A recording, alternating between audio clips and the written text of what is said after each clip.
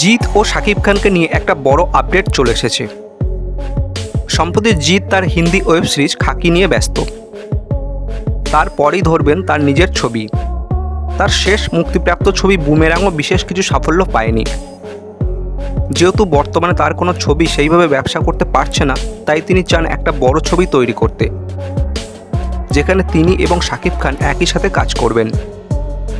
যেহেতু শাকিব খানের এই মুহূর্তে স্টার ভ্যালু অনেক বেশি, তাই শাকিব খানের সাথে একসাথে কাজ করলে ছবিটা ব্যবসায়িক সাফল্যও পাবে এবং তার নিজের জন্য একটা সফল কামব্যাক ছবিও হবে। বর্তমানে শাকিব খান তুফান 2 নিয়ে ব্যস্ত। তার মধ্যে দরদ রিলিজও বাকি আছে। এমনিতেও তিনি আগেও টলিউডে কাজ করেছেন এবং টলিউডে তার করা ছবিগুলো ব্যবসায়িক সাফল্য লাভও করেছে।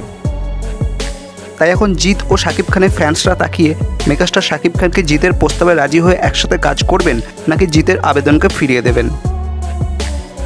তো বন্ধুরা, আপনাদের কি মনে হয় মেগাস্টার শাকিব খান কি জিতের সাথে কাজ করবেন? কমেন্টে জানাতে ভুলবেন না। ভালো থাকবেন, সুস্থ থাকবেন।